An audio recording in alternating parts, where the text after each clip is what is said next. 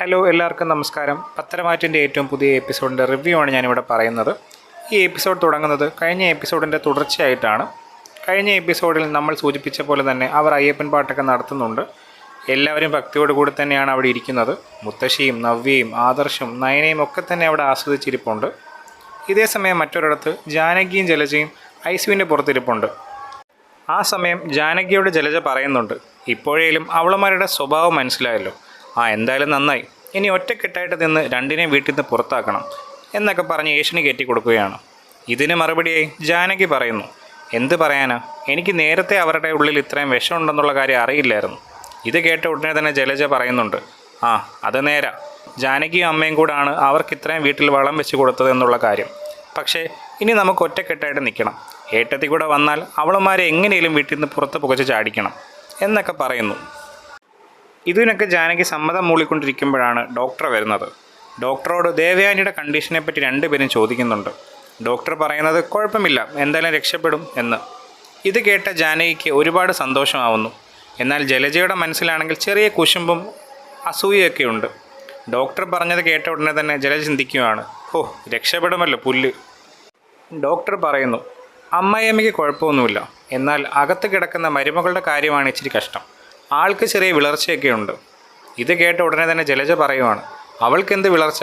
അവൾ കാരണം കുടുംബത്തിലാണ് ഇത്രയും വിളർച്ച ഉണ്ടായത്. ഇത് കേട്ട ഡോക്ടർക്ക് മനസ്സിലാകുന്നു ഇവർക്ക് നയനയോട് അത്ര താല്പര്യമില്ല എന്ന്. എങ്കിലും ഡോക്ടർ പറയുന്നുണ്ട്, ആ കുട്ടിയെ ഒന്ന് ശ്രദ്ധിക്കണം, ആ കുട്ടിക്ക് നല്ല വിളർച്ചയും ക്ഷീണവും ഒക്കെ ഉണ്ട്. ഡോക്ടറുടെ വാക്കുകൾ കേട്ടപ്പോൾ അവർക്ക് രണ്ടുപേർക്കും പുച്ഛം തോന്നുകയാണ്. എന്നാൽ ഡോക്ടർ പറയുന്നു, എല്ലാ വീട്ടിലെ പോലെ നിങ്ങളുടെ അവിടെയും പൊട്ടിത്തെറിയൊക്കെ ഉണ്ടല്ലേ, എന്തു തന്നെ ആയാലും ഞാനായിട്ടൊന്നും പുറത്ത് പറയുന്നില്ല. എനിക്ക് ഒറ്റക്കാരിയെ പറയാനുള്ളൂ. മൂർത്തി സാറിന് വളരെ വയ്യാത്തൊരവസ്ഥയിരിക്കുകയാണ്. അതുകൊണ്ട് അദ്ദേഹത്തിന് മാക്സിമം സന്തോഷവും സമാധാനം കൊടുക്കുക. വീട്ടിൽ അയ്യപ്പൻ പാട്ടെല്ലാം കഴിഞ്ഞ് ഉടനെ തന്നെ ആദർശും ജയനും അജയനും ഒക്കെ പറയുന്നുണ്ട്, ഇത്തവണ നടന്നു തന്നെയാണ് ശബരിമലയ്ക്ക് പോകുന്നത്.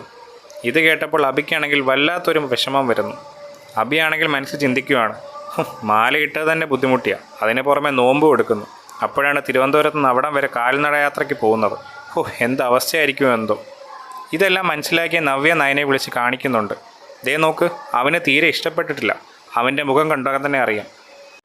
ആ സമയം മുത്തശ്ശനും ഇത് ശ്രദ്ധിക്കുന്നുണ്ട്. മുത്തശ്ശൻ അബിയോട് ചോദിക്കുന്നു, എന്താടാ നിനക്കൊരു താല്പര്യമില്ലാത്ത പോലെ? ഇത് കേട്ട ഉടനെ തന്നെ അബി പറയുകയാണ്, മുത്തശ്ശ, അങ്ങനെയൊന്നുമില്ല. മുത്തശ്ശനും മുത്തശ്ശിക്കും വയ്യാതായ എന്നറിഞ്ഞ ഉടനെ തന്നെ ഞാൻ മലയ്ക്ക് പോകാമെന്ന് നേർന്നതാണ്. ഇത് കേട്ടപ്പോൾ തന്നെ ആദർശന് കാര്യം മനസ്സിലാവുന്നുണ്ട്.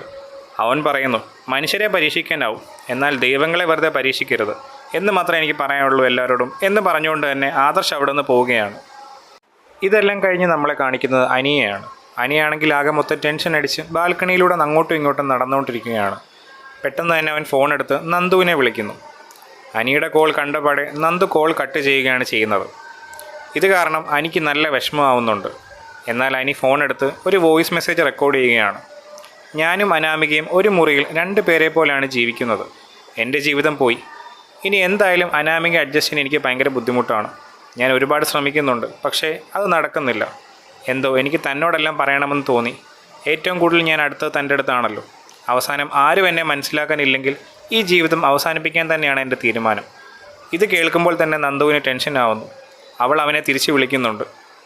വിളിച്ചിട്ട് നന്ദു ഇതുപോലെയാണ് പറയുന്നത്, അനി ഇപ്പം മലയ്ക്ക് പോകാൻ മാലയിട്ടേക്കുമല്ലേ, വേണ്ടാത്ത ചിന്തകളൊന്നും തന്നെ വേണ്ട. എൻ്റെ നവ്യേച്ചി ആ വീട്ടിൽ വന്നപ്പം നവ്യേച്ചിയുടെ സ്വഭാവം എങ്ങനെയായിരുന്നുള്ള കാര്യം നമുക്കെല്ലാം അറിയാവുന്നതല്ലേ. അതുപോലെ തന്നെ അനാമിക ഇനി മാറിക്കോളും, ഇനി മാറ്റിയെടുക്കണം എന്നൊക്കെ നന്ദു പറയുന്നു.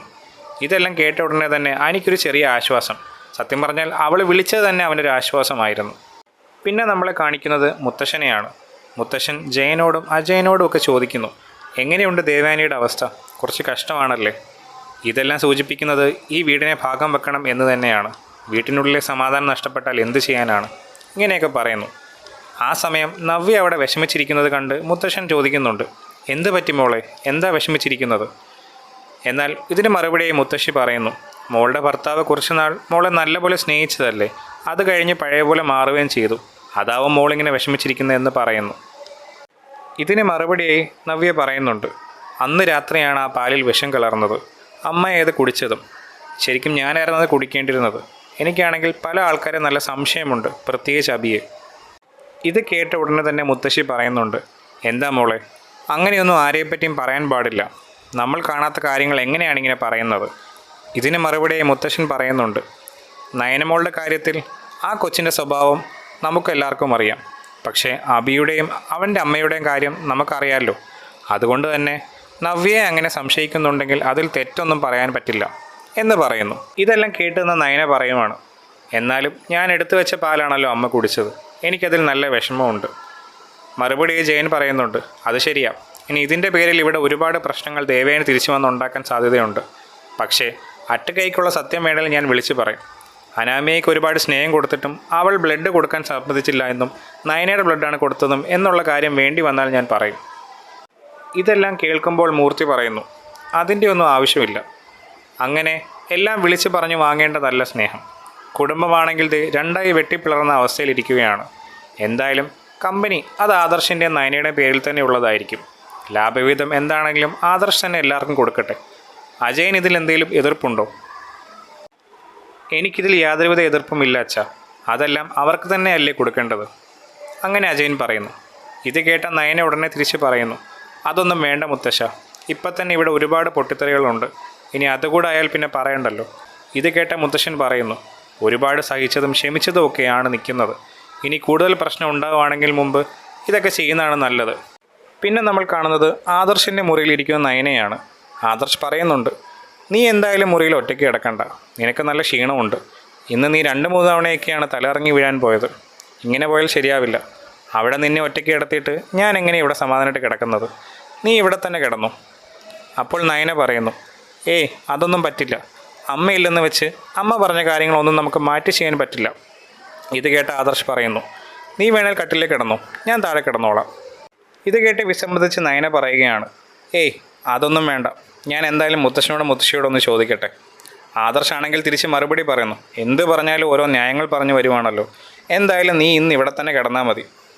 അങ്ങനെ നയന തിരിച്ച് പറയുന്നു, എന്നാൽ ഒരു കാര്യം ചെയ്യാം, ഞാൻ താഴെ കിടന്നോളാം, എനിക്കത് ശീലമുള്ളതാണല്ലോ. ആദർശേട്ടൻ താഴെ കിടന്നാൽ വലിവൊക്കെ ഉള്ളതല്ലേ, അതിൻ്റെ പ്രശ്നങ്ങൾ വന്നാലോ? ഇത് കേട്ട ഉടനെ തന്നെ ആദർശ് നയനെ നോക്കി നിൽക്കുന്നു. അങ്ങനെ അത് കാണിച്ചുകൊണ്ടാണ് ഈ എപ്പിസോഡ് ഇവിടെ അവസാനിക്കുന്നത്.